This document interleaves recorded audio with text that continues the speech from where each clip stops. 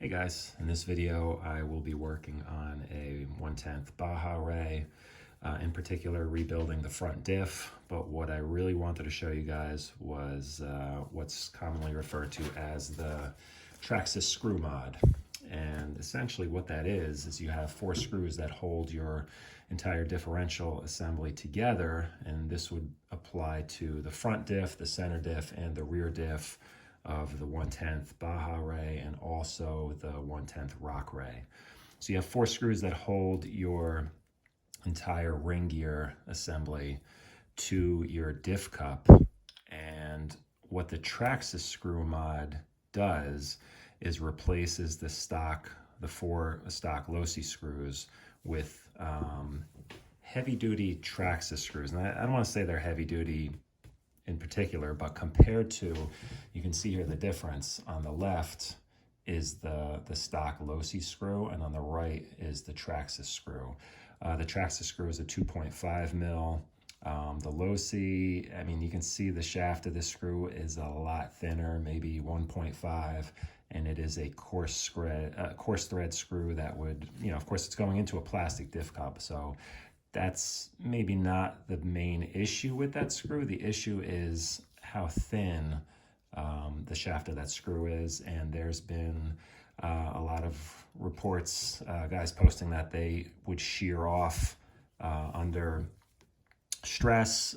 Maybe if you're, full throttle situation and you land under throttle, or your wheel catches something, and just the force of your drivetrain trying to turn this entire diff, and your wheels are kind of bound up or locked up on something, or just a hard landing, and it goes to rotate this, and what will happen is this will actually rotate, and the diff cup doesn't, and it shears off the head of those screws, and pretty much game over.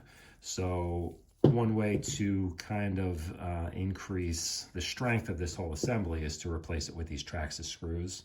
The part number here is 2523. I want to say they're commonly available, but I've been to multiple shops where they don't really stock these, so you might want to order these online. This comes as a set of 6. You're going to need 4 for each diff. You have 3 diffs in this vehicle, so if you want to do the whole thing, you will need 2 packages of these, so 12 screws total. You're going to need a couple other things to do this mod. Because the screws are larger, they're not going to thread in. I mean, technically you could thread them into the original holes, but what's going to happen is it's going to cause this plastic to bulge out on the sides. And not only are you going to have a hard time getting this into the recessed portion of the ring gear, but this could actually rub on the inside of your bulkhead. So what you need to do is, again, you're going to order these parts before you tackle this mod, because you're probably not going to find this stuff too readily available. You're going to need a 2mm drill bit, and you're going to need a 2.5 mil metric tap. I ordered these as a set off Amazon. They showed up fairly quick. I can't remember what I paid, maybe $6 or $8. Did not come with the holder for this, but I'm sure you could kind of make something up. These do work really well because you want to make sure this goes in nice and straight. I mean, you could probably use like a pair of vice grips to hold this, but you got to make sure it's going in nice and straight. For the drill bit, I don't use a drill for this. I mean, all you're really doing is drilling out the threads in the original plastic body. You don't want to drill all the way through this. You don't want to drill on an angle. This drill bit will kind of guide itself in there nice and straight, because all you're really doing is removing a little bit of plastic, a little bit of thread. So what I did was I took some duct tape and just wrapped around in the direction that you're going to be rotating it. So wrap the duct tape this way as you twist it, it kind of gets tighter. And you can use different type of tape. I tried electrical tape, but that did kind of spin on the bit. And it doesn't require a ton of force, but what you're going to want to do, these I kind of did already before I started making the video, but you want to just kind of gently, twist a bit and keep going. You're not going to, when doing this by hand, the benefit is you're going to feel it when it bottoms out in there.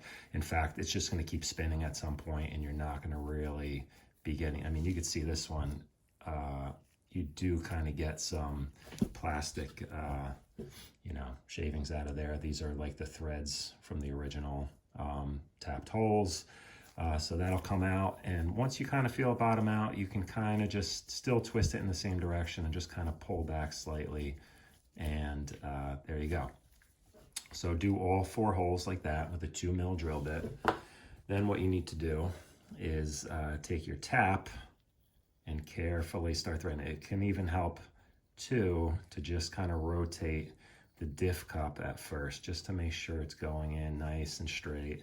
And then what I do, because this tool is kind of heavy, I don't want to, you know, have it kind of cocked to the side, so I'll kind of just let it hang down straight and just kind of twist. And this is just going through plastic, so you don't necessarily need to like back off. Every so often, kind of back off a tiny bit and, you know, let the plastic shavings come out there. I know there's a technical term for that. I can't exactly think of it right now, but, and same deal, when you start to feel this thing bottom out, it's not a super long screw. You don't need to go in really, really far with this. Again, you don't want to really crank down on this, because if you do, you're going to start stripping the threads that you're kind of trying to create in there.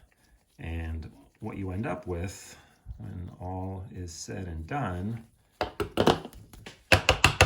can take some air and even blow that out, is you're going to end up with a nicely threaded 2.5 mil hole that will accept your 2.5 mil new Traxxas screw.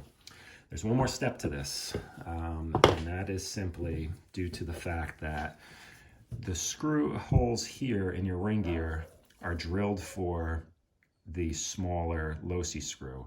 The Traxxas screws will not go through unless you open up these holes.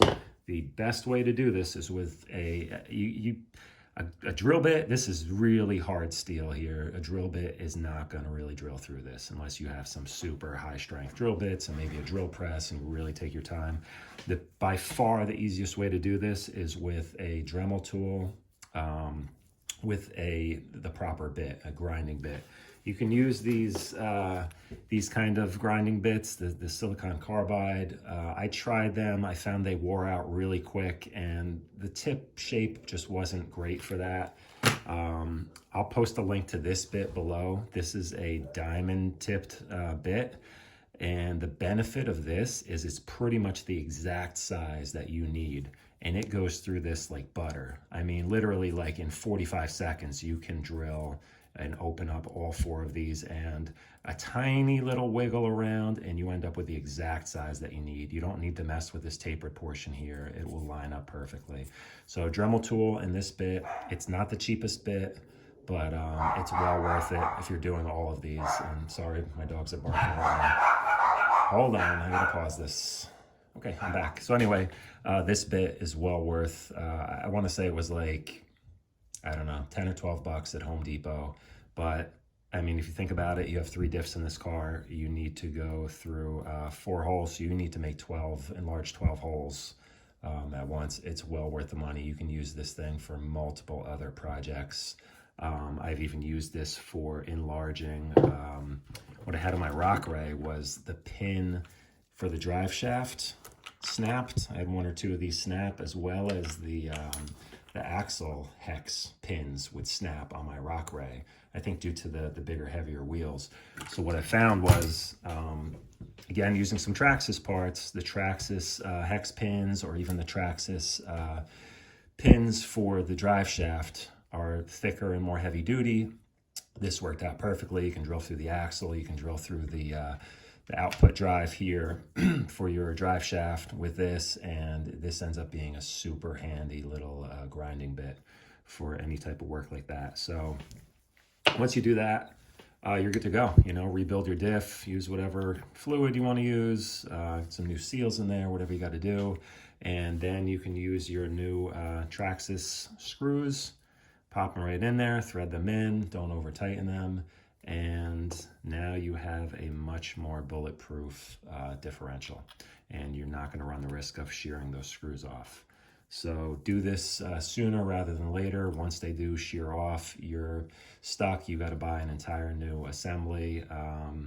Not super expensive. Honestly, it's not that bad to have to buy a new one, and eventually I feel like these do wear out as well. I am replacing my front out drives, which, I mean, you can see they're a little opened up and worn out. But what I noticed in the original diff cup with the original out drive is you get a lot of kind of wiggle and flex in there. And what I think it's doing is it's kind of allowing this to, I always have a hard time keeping the fluid in these. It tends to leak out. Even like a thicker grease just ends up all inside the bulkhead and you end up with a very open diff.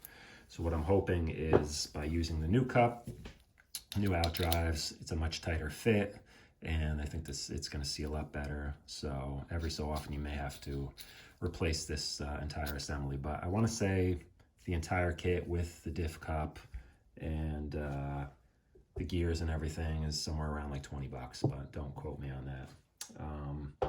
So that's it. That's the Traxxas screw mod that you hear or see mentioned in a lot of message boards or Facebook groups, and hopefully this helps you guys out. It's pretty simple once you do it the first time, but again, I definitely recommend drill it by hand. They do sell hand drills where it's just like has a little chuck on it that clamps onto the bit, and you can kind of just screw it. I mean, that's probably the better way to do it, but this works equally well. You just need to build up enough tape on there to get some leverage over the bit. It doesn't take much. And that's it, guys. Hopefully this helps. Leave some comments below. I'm going to try to get some I have some running video of the Baja Rey, as well as some other vehicles on my channel. So check it out. Be sure to subscribe if you like it. I'm going to be doing a lot more videos in the future. As far as, modifications and repairs on the Baja Rey, as well as multiple other vehicles I have here. Give you a quick tour here. We got the X-Max, some paddle tires for the X-Max, the Summit LT, my two-wheel drive Slash, my Mojave, my Ridge Rock crawler, TRX4 crawler. That is an Arma buggy up there. My SCX24 crawler, that's pretty heavily modified there. I have a little WL Toys buggy here, another WL Toys, Teton.